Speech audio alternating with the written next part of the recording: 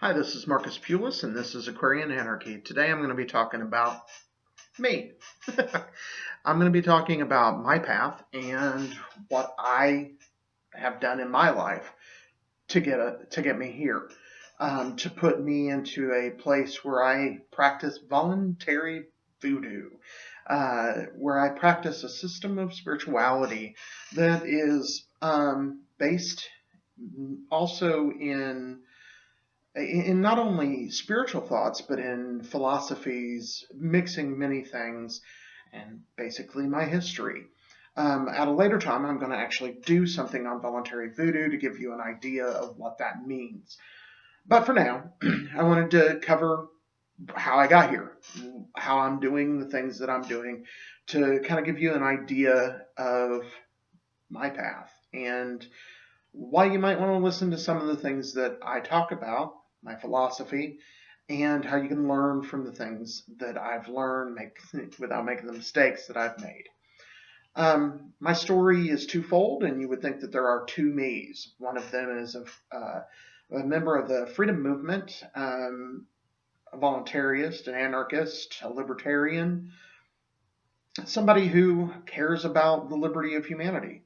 But the real story is that started when I started investigating the freedom and the truth about me, about my understanding of God and those kinds of things. So in a way, you have the freedom movement and you have my spirituality, but those are really one thing for me. So to start with, when I was young, I was raised a Christian. I did the kinds of things that most Christians do. I went to church. I had those same experiences that the majority of Americans have. And I started questioning the strict rules that, Christians like to place on what they do. And I did this weird thing called read the Bible. But probably the key moment in my life was early on. I was sitting in church and, they were telling me that people with long hair were worshiping the devil or were of the devil or whatever. And people that wore black a lot were, bad, and which made no sense. Or people that listened to heavy metal music, they were evil, and those kinds of things. And I was like, well, crap, you're talking about me. These are the things that I do. I have long hair. I listen to heavy metal. I question things. Those kinds of things. And they didn't want me to do that. So I started, after reading the Bible and being like, okay, this doesn't make any sense to what they're talking about. And I'm not going to get into that in this video, but I started questioning, and that questioning led me to investigate other things. My parents told me to investigate other religions. They meant go check out the Catholic Church, go check out maybe if you're really, really, really weird, you might check out the Jewish synagogue. I didn't. I checked out a lot of religions: Buddhism, Hinduism, paganism. I even checked out Satanism because I am one. I might want to figure it out. And that led me down a road to investigation and challenging and looking at those ideas. So that was pretty pivotal. Later on in my life, I came to questioning religion and was in my senior year of high school. We had to do a paper, and we got this big long list of different subjects that we could cover. And one of them was witchcraft. I was expecting Satanism, so I, went in the library, looked up witchcraft. And lo and behold, I found Wicca. I found a nature-based religion that had a god and a goddess and so on and so forth. And I thought, that's unusual. Let me look at that, see what that's about. So I did a report for my senior class on Wicca. Did very well on it. Anybody that has come to know my work, I'm currently 44 years old. I'm getting old. And you'll know that I investigate the heck out of stuff. I read a lot, and investigation and history and those kinds of things are extremely important to me. So anyway, I began looking at what my religion might be, and Wicca was a good place to start. And so I started investigating it. Read a book by Sybil Leek called Diary of a Witch. Kind of got freaked out one night and thought that the ghosts were after me and all this stuff. I'm young. I'm like maybe 16, 17 years old. And so I freaked out. And that was coupled with a friend of mine whose mom was a Pentecostal evangelist, showed me a video that told me basically I'm going to hell. And it scared me. And I'm going to hell because of the music I listen to, the length of my hair, and things like that. And so I got scared and decided, nah, this stuff is all bad and what have you. And out of that, I became pretty violent because I was denying my questioning nature, trying to fit in to a culture that didn't like me. Because I've always been rebellious and I've always thought for myself, and I've always, many people in the freedom movement, for instance, do a lot of drugs. And I don't have anything against that. Do what you want. I don't. I've smoked my share of weed and I've done a little bit of experimentation, but this time I hadn't done anything. I barely drank. And it just wasn't something I was all that interested in. It didn't work for me for them to say, oh, be like everybody else and do this stuff. That didn't work. So rebellion was just part of who I was, and being just like everybody else, being a little sheep, didn't work. Just didn't. So I started questioning again, and I didn't like the way that the Christian me behaved. I was not nice. I was not, and I tried to be very respectful and nice to people, and I wasn't at all. By this time, at 17 years old, I had my first child was born, because I did find something I like to do, and I needed to treat her better. It's not like I beat her or anything like that. I didn't, but I didn't treat her very well, and so I wanted to change that. So started again. Well, this whole pagan thing was in the back of my mind, and it's not that I so much believed in what they had to say, but it was something different, and it brought up whole new ideas and magic and all of these different things. So I started looking into it, and the more I looked into it, the more I was interested. And so I got a good friend of mine named Scott to drive me, and to be honest, first of all, it was my mom. Took me up to Indianapolis, which I live in Indiana, and I lived in southern Indiana at the time. She took me up to Indianapolis, which is a huge city in my area, for me. And we went to a bookstore, and I started looking around, and this guy just shows up out of nowhere. His name was Paul, and I figured that out later, but he comes up behind me and he goes, you want this, and you want this, just different books. And I was like, are you Wiccan? Because that's the only thing I'd ever heard about. I didn't know about any. And he was, well, sort of. And he said, but those books will help you. So I said, well, can I get your phone number? And I bought, at the time I had a little bit of money, and I bought every bit of the books that he told me. I also went to a different store, bought another book, and I bought a tarot deck, which became pretty influential on me as well. So I conversed with him via phone, because this is way before the internet. And we started conversing about different things, and I wouldn't leave him alone because I needed to know, this was extremely important to me. I was passionate about my spirituality. I had ideas about what God meant and those kinds of things, but I didn't really know anything. So I just devoured those books. So I just put them away. And he suggested that I pick him up and he'd come to my house and talk to me and all of this. So I did, and I brought him into my house, and he said, well, it's really good to try to work within a group. Do you have a group of friends that might be interested in this? And I said, sure. And I got a bunch of friends together, and we started studying stuff. He was lying to us. I'm not going to get into all the other stuff. I don't know exactly what he was doing, but he was full of crap. And I think a large amount of that was that he was full of crap. But it did bring this group of people together, and it wasn't that I was so much a leader, but we were all equals, and I liked that. I liked that there wasn't some guy on a podium talking down to everybody. We all talked and did stuff. So after we figured out that he was full of crap, and like I said, I'm not going to get into a deep discussion of how he was full of crap. After we figured that out, I began just like, let's do some ritual. Let's figure out what this is, because I'd read by this time a few books, and we're talking like a month, maybe 2 months. So let's see if we can do this.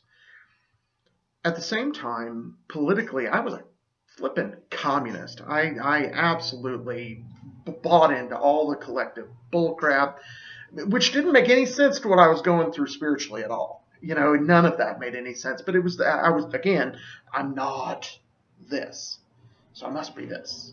So that kind of influenced me. So I became a communist, and politically, that's where I was. And I also started looking into communism, which led me to not be a communist anymore, because as soon as you actually start reading the effects of what communism does, and the things that you're supposed to believe, you're supposed to believe that everybody's just going to put all their stuff in a pile, and that's going to work out just fine. That didn't work for me.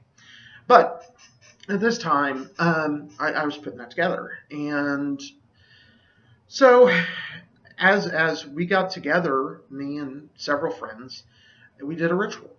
And we did what I would know would be like a watchtower invocation, Wiccan call of the elements. And we were all sitting, we did our calls to a script. I mean, it was right out of the book I was primarily using was a book by Vivian Crowley called Wicca in the New Age. I think it's in the New Millennium now, but it was Wicca in the New Age. And so I put that book to use and called these things. And we were sitting around, and we didn't see anything. There wasn't anything crazy going, but all of us had this like sound of someone laughing in the background. And there were 5 of us in the room, including myself. And I was like, oh, great. I did this big thing, and I called them, and now they're laughing at me. And my friend Bill looked at me and goes, Mark, they're here. You're hearing something. Who cares if they're laughing at you? You're hearing something. Something is actually happening. And I went, oh my God, you're right. And so that was my first kind of magical spiritual experience, really, where I really felt something, really experienced something. Now, you could say that was all in my head. It may have been, but it was collectively in everyone's head. And so I was like, okay, that's something. So I started investigating it farther. Met a woman who was an Alexandrian priestess, interested in all of that. We initiated me into Alexandrian witchcraft. I went all the way through the 3rd degree and had become a full-on Alexandrian witch, which Alexandrian witchcraft is like the equivalent of like Gardnerian, which is the guy who kind of started Wicca. Basically, long story short, Alex Sanders, who is Alexandrian, Alex Sanders, he more or less stole Crowley's stuff. Gardner's stuff, and loosened some rules, did that kind of thing, but eventually created his own system, and it's very similar, but there's some differences. Anyway, so that's what I was doing, and at the time I had developed a 13-person coven. We were doing a lot, getting together every other week at the least, but every week I was doing stuff in my daily life, dedicating myself to stuff, consecrating tools, learning magic, and also reading. Just like it blows my mind now, because I just don't have the time to read as much as I used to, but boy, I did then, and I just ate everything alive. So as I read and ingested and figured things out, me and several members of my coven who were secluded, we were in southern Indiana near Bloomington, if you know the area, but there wasn't anything but us where we were. But we decided to go to, long story short, lots of fun. We were teenagers still at the time, maybe 19 at this time. And we decided to go to a thing that Unitarian Church was putting on. It was called Covenant of the Unitarian Universalist Pagans. They've done away with that now. But anyway, we went to that and walked in there, and there were people there who knew a bunch of stuff. And what do you know? I walked in with an army, and they're like, "Oh shit!" These people have more than we have. And we're hillbillies from the outside lands. We're pagans, but so they did a ritual that night. Very simple. Impressed by the star ruby, because one of the people that were there actually two of the people that were there were in the largest occult fraternity in the world called the Ordo Templi Orientis, and so that was cool. Saw a banishing for the very first time. Had never done one, but beneficial banishing. I had done things like sweep and I'd used incense, but a ceremonial magical banishing I had never done and had never seen. But now I had, and I was like, "Oh, that's cool. I want to be able to do that." The Star Ruby that my friend Randall did just blew me away. I was like, "Yeah, this is what I need to be doing." So anyway, a couple things happened out of that meeting. One, they wanted me with my army to do the next ritual, which happened to be Yule, or the winter solstice, the more or less at Christmas time. And they also invited me, the members of the OTO, to start reading Magic in Theory and Practice by Aleister Crowley with them. They were doing a weekly reading. They had been doing it for a while, so they were several chapters in. But me and several members of my coven went to that and started learning. And then through that, after my ritual that I did, they invited me to a Gnostic Mass, and which is the OTO's official ritual. Went to that and was blown away. Not that the OTO now, nothing against the people that are in the OTO, but let's just say I had a little bit more spunk back then. It's become a little more controlled. And as my story goes on, you'll see that's not something I work real well with. I don't like being told what to do. I own myself, and I'm not going to let somebody else tell me what to do with my spirituality for sure. So anyway, at this time, politically, I more or less a Republican. Didn't really think about stuff, but when I did, because of my experience with reading about communism, that's not me. I'm not trying to kill a bunch of people. And so that happened. Got involved with the OTO, joined the OTO, became extremely active, came across a system of magic called Enochian, which is angelic magic. It's supposed to be the most powerful magical system in the world. Scared to death of it. But by joining the OTO, I got the balls to start doing it. Had a temple, big tablets, all those kinds of things that come with it. The Enochian tablets I created myself. They're based on John Dee and the Golden Dawn's work, and I created my own set. And those were huge, big on the walls. The Goetia is a demonic system, so I figured the best thing to protect me is a circle, which protects you. But then on the floor, I had this huge temple, had people coming over, lots and lots of people talking and discussing spirituality and a little bit of politics as well. Mostly leftist politics, and I never quite fit in. But all that aside, the OTO was a good experience for me. It gave me some insight into what all of that was about. Another pivotal thing happened at that time, and by this time I'm about 23 or so. In my spirituality, I met a woman who was from New Orleans, who practiced, who was going to school to teach how to speak Creole. She was a black woman, and she practiced Wicca. And I was like, "You're from New Orleans. You are." you're the language spoken in Haiti. You are learning how to teach, but you practice Wicca and not voodoo. That doesn't make any sense to me at all. Why haven't you looked at voodoo? And she said, "Okay, well, I'll look at voodoo." So she did, got interested. And at this time, I had, again, a big temple. And she said, "Why don't we do a little bit of voodoo?" And I'm like, "Sure." At that time, I'm calling Enochian angels, calling Kabbalistic angels, the Hebraic system of magical understanding, the Kabbalah, and I was calling archangels like Michael and Kamael and Zadkiel and any El that or Fan that you can think of. And so the silly, Afro-Caribbean gods didn't scare me any. So I was like, okay, cool, let's do that. So her and I got together, and we had an experience. I wouldn't call her possessed, but she was definitely different. And in that state, she told me that the Loa, or the gods of voodoo, had something they wanted me to do.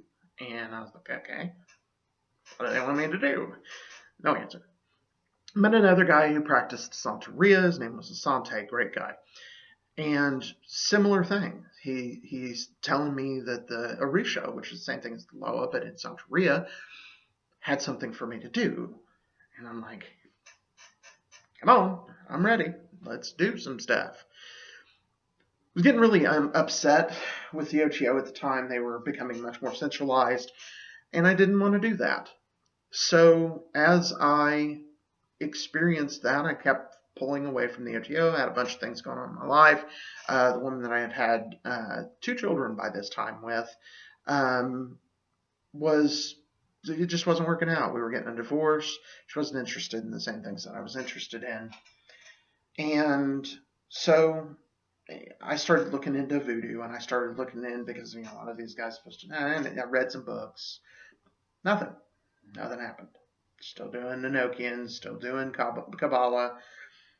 And then 9/11 happened. Scared the crap out of me. I have kids. And I didn't know what to do. What was I going to do? These people are, out to get us and all that. And so I became a neocon, and I became a warmonger. Let's go kill all these people and make the world a safer place. And, I remember doing ritual in my kitchen to have vengeance on these people and all of this stuff. Silly. So that's where I was. And I was alone. And then I met a woman who became my second wife.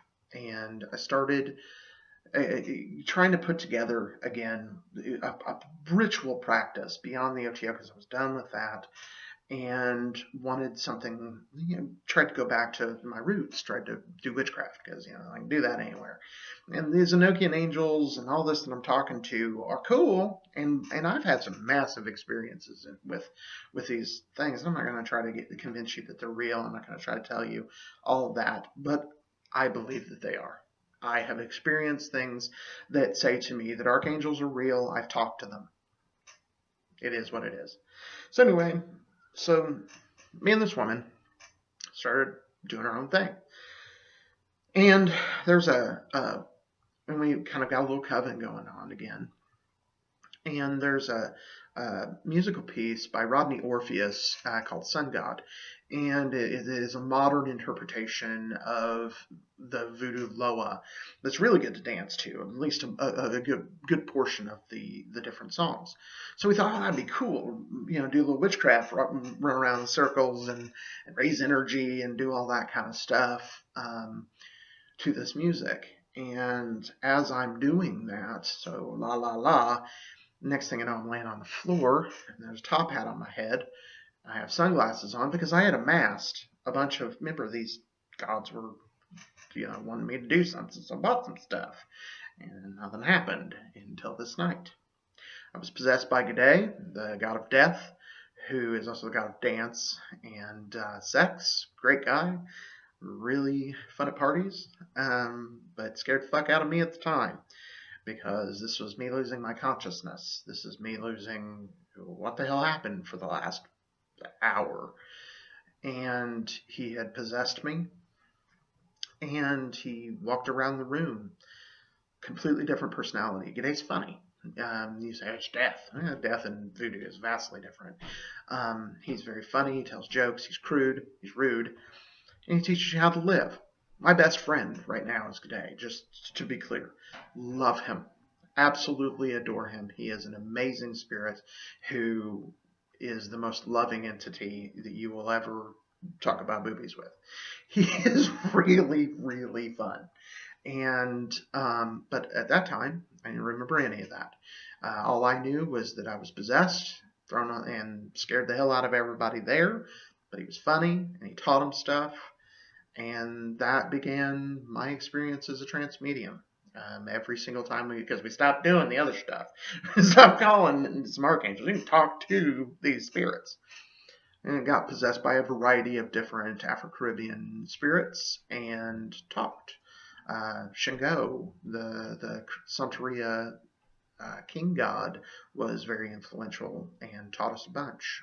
So we got a lot of direct conversation with these Loa, all of the while talking about freedom, talking about individual liberty, and those kinds of ideas. Also influenced from my OTO experience from Aleister Crowley and Thelema, which is the philosophy that Crowley had taught, was influenced by that. My membership in the OTO solidified. I can quote off things from the Book of the Law, and so it was a major influence. And learned about Blavatsky, who was a spiritualist. Just again, lots and lots of information. Anyway, so that marriage ended. I'm not going to get into on here why, but it did, and it put me in a very bad place. I had another child, so I'm up to 3 with that woman. It was not a pleasant experience. It left me really depressed, and those 3 Loa that I had become closest to, G'day and Shingo and Damballa, the god of truth, surrounded me, lifted me up, and kept me going.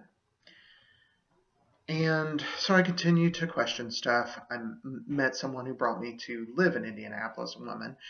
Dated her for a while, didn't work out, but she introduced me to my current wife, who would become instrumental in me stopping being a neocon. This is where the political side of me really starts to come in.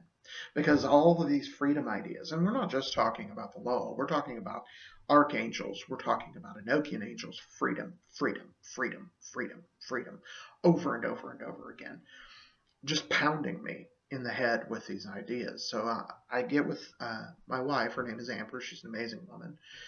We now have a little girl who is getting up. She's 9 now, and so we got together. She was a libertarian. Now, I had voted libertarian multiple times, usually because of legalization of marijuana, because it just made sense to me. And also a lot of times because I didn't like the Democrat and didn't like the Republicans. I vote libertarian.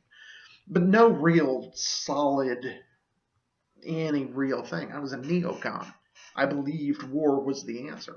A good friend of mine, Michael, who is also involved in an Aquarian Anarchy, also, gave me information about 9/11 and how it was an inside job and all this. And I'm like, our government wouldn't do that. You're full of it. No way. And so, but, I kept doing my thing, being me. Started a fraternal order myself, because at this point I'm in my 30s. And, I've been doing this for years. And I don't just mean, when I say I've been doing these magical and spiritual ideas for years, I don't mean like every once in a while. I mean every day. Every day I do something, even if it's just reading or lighting a candle or doing something. I do something, do major ritual all the time, especially at this time. This time I'm doing stuff constantly. We have ritual every week. Sometimes we take 1 week off. Ooh. So we're doing multiple rituals with groups every day, developing rituals myself. I wrote an awful lot of rituals in this period of my life. And so magically, and again, freedom, freedom, freedom, freedom, just pounding in my head. This is what we want. This is what we want. This is what we want. Freedom. We want you to do something. We want you to do something. Freedom. So I'm kind of getting the message. So my wife and I went into the 2012 presidential election. I had been aware of many of the people, including, and I was Republican. and I had been aware of the 2008 uh, fiasco, and didn't really like anybody. Voted, wasn't really interested in anybody.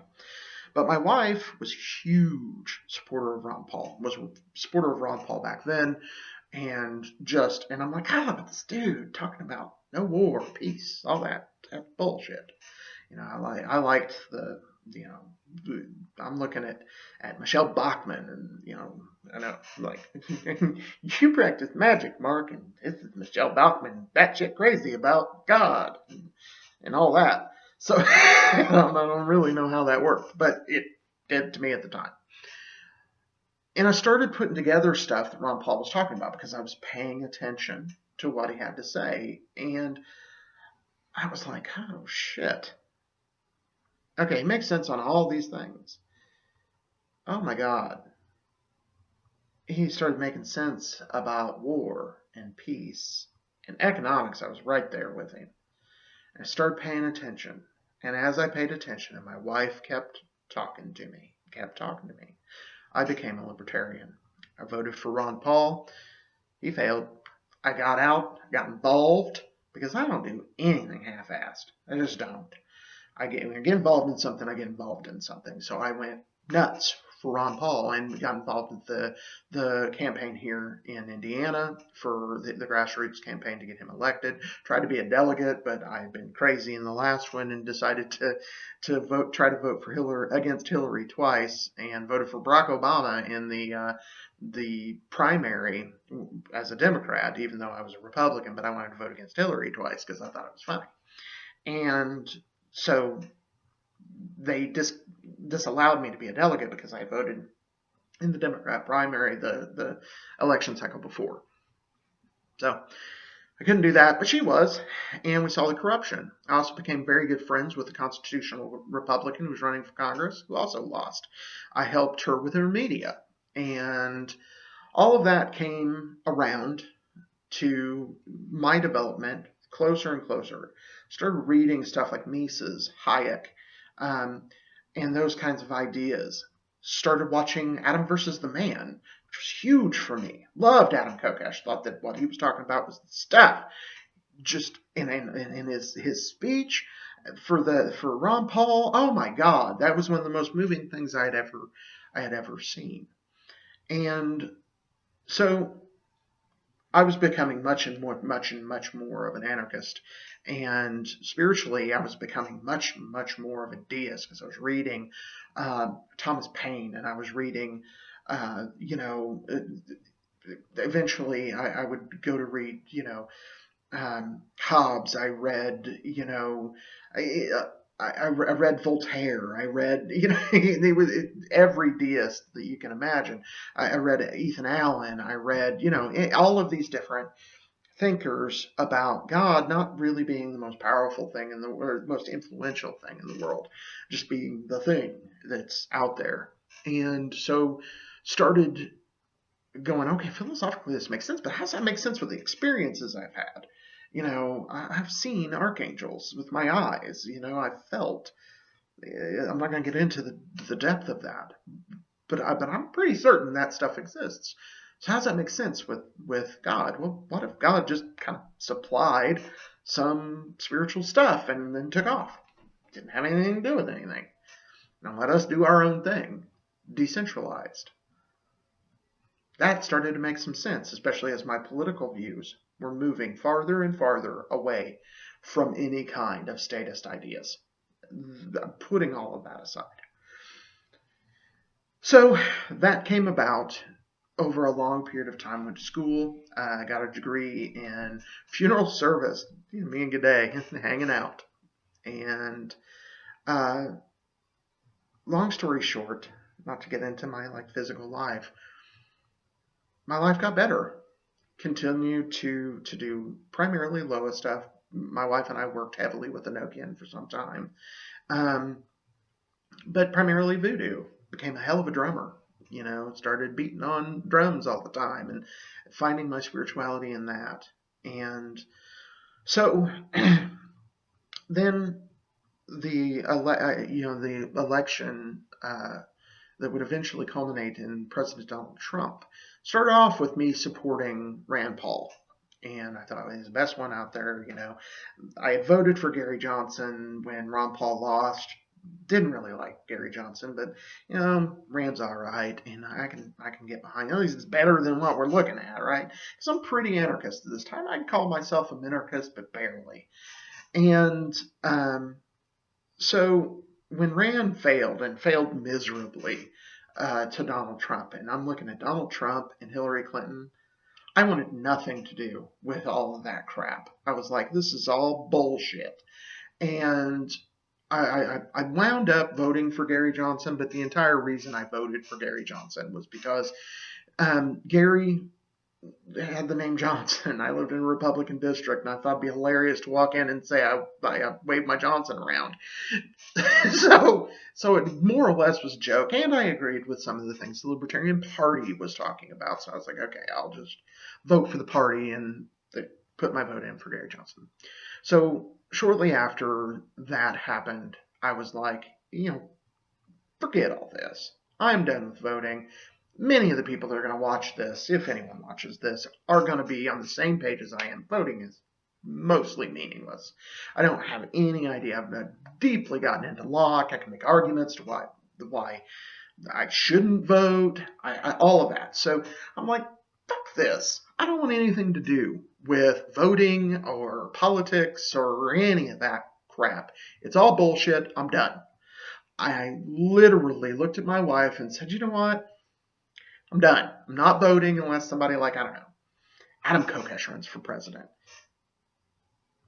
Roughly a year later, probably about 9 months later, I get an invitation in my inbox on Facebook. Adam Kokesh is coming to Indianapolis. Come meet Adam and and all that. And I'm like, I'd like to meet Adam. He's pretty cool. I'd already told my friend Michael that I had talked about, you got to check this Adam guy out. He's pretty cool. He talks about a bunch of really cool stuff. My phone. But anyway, so I told Michael, well, let's go check him out. And so me and my wife and Michael went and checked Adam out. He walked in the room, it was quiet, and really I was expecting like this really overpowering person, and that's not what I got. And he talked about his idea of dissolving the federal government, of localizing government down to the local level where it can be voluntary. At this time, I called myself an anarchist. I remember having a conversation with Ben Farmer, who was the campaign manager at the time. I said, because as they contacted me, I said to him, they had asked, hey, does anybody have anywhere that we can stay? Adam has a trailer that he can stay in, but the rest of the team doesn't have anywhere to stay. Does anybody have a house that we can maybe stay at? And I volunteered. I live near Indianapolis, but I don't live in Indianapolis. So I didn't actually expect them to come to my house. But it turns out I was the only one who had space that was near Indianapolis. So they scheduled to come to my house. So I met Ben, did all that before going to meet Adam. My wife had gotten to meet him, but I hadn't. And so we were listening to this speech. I was like, oh my God, this makes a lot of sense. And this is a practical way to get at anarchy. And I had warned Ben, we're anarchists. Be aware. Because I'm like, in my mind, I'm like, he's running for president. He can't be an anarchist. And so we wind up just talking. And I later on said, hey, later on when it was done, it was a great experience. I said, we're going to go back to the house. Adam came in the house. We talked a little bit more, and he fixed eggs in my kitchen, and we got to talking. And he was like, would you like to help the campaign? I said, I'll do anything I can for you, bud. And he said, well, what are your skills? And I said, well, I can talk pretty good. I can write pretty good. And because what I'm thinking is I could pass out signs. He said, well, can you make a media list? No, I don't know how to do that. Because I didn't. I had no idea how to do that. And he said, yeah, sure, you can. Just make a list. Go to find the media in the area, make a list, and get me a list. Go 2 weeks out. Get me that list. I was like, I'm thinking about passing out. But he said, oh, no, I got bigger ideas for you. Okay. All right, so I'll make a list. And I did. Lots of them. A whole lot of them. A lot. I put it together very quickly, and I got it to him within a couple days. By the end of that weekend, he had basically 2 weeks worth of stops, media. I had a list ready to go out. It was like, oh, you're actually doing this. And I was like, yeah, here we go. So I tried to get him an interview. Because he eventually said, well, now that you made a list, why don't you call him? Call him, get me an interview with one of these local stations. And not a one. Not a one. Finally got through to one in New England. I can't even remember. I'm thinking Rhode Island or someplace like that. And no, it was New Hampshire. And I'm sorry. And they were like, yeah, we might talk to Adam. And I'm like, yay! And so I get a hold of Adam, and I'm like, hey, I think I've got you scheduled for this. And he's like, oh, well, we canceled that. We're not going there. I'm like, fuck. So I'm like, screw this. Threw my stuff down. I'm like, I'm not doing this shit anymore. I just can't. So he said, why don't you try calling the national media? And I've got a list. Here's your list. Try emailing them. So I did. Wrote up a basic contact thing, sent it to Adam. Him and Ben looked it over. They sent it back with a few alterations, and I started emailing. And I had decided I was going to do 10 per day, send out 10, and however many I could get, that's how many I got. And I literally, on my first day that I was doing that, which was Monday, before I got done with the fifth one of the first 5, was calling me on the phone. I was literally, I didn't have paper, pen, nothing. I'm on the phone. I'm like, oh, crap. So I have to write their information. I'm writing it on a piece of paper I found in the trash to get the information for the first interview that I scheduled for Adam. It was one of many. And I started just bringing them in, constantly getting him scheduled. And it turned out I was pretty good at that. Wound up Adam getting arrested. And long story short, I stepped up. I did what I needed to do to get him as much publicity and as much coverage as I possibly could over this period. Meanwhile, Adam and I have become friends. So now we're like a year later from that. It's now. Adam and I are friends, doing my own thing, Voluntary Visions, doing Aquarian Anarchy. And what I've come to realize is that there is no difference in my life between my ideas of freedom and my ideas of spirituality. Freedom as above, so below.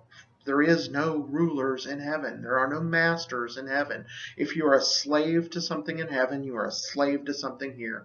I am not a slave. I am a free human being. I own myself. And because of that realization, I decided with my friend Michael to begin putting this project together. I don't know where it'll go. I don't know that Aquarian Anarchy will go a long way. It's mainly going to be for spiritual stuff. But I'm going to try. Because I'm going to try to make a difference. Because my friends, the Loa, and my friends, Adam Kokesh, Michael Truthar, Elijah Ghizzarelli, whoever the Chad Lemoyne from New Orleans, or from Louisiana, are my friends.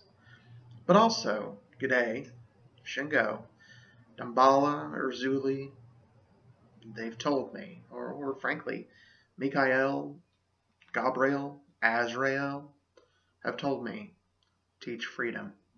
Freedom is what we want you to do. So that's what I'm doing. Maybe it'll be something, maybe it won't. But I feel like it's a good thing to try. So that's what Aquarian Anarchy, in my mind, started off for. That is my progress to where I'm at right now. I hope you liked this video. I don't know that it's going to interest anybody, but I hope you did. And if you did, please like, share, Visit our store. We have a bunch of really cool products. I'll have the Aquarian Anarchy store links, our Voluntary Visions store links, and the website to Voluntary Visions. Eventually, we'll have a Aquarian Anarchy site as well.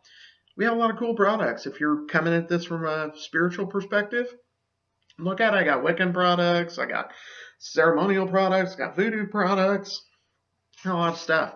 If you're coming out from the freedom point of view, go look at the Voluntary Vision stuff. Some of the stuff's really cool. I really enjoy our products.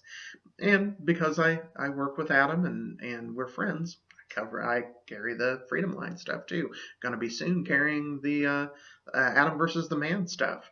That's all really neat and really exciting. If you like what you see, I want to do more of it. Like, share. If you're on BitChute, hit the little green button. Thank you very much for watching. Have a nice day, and stay free.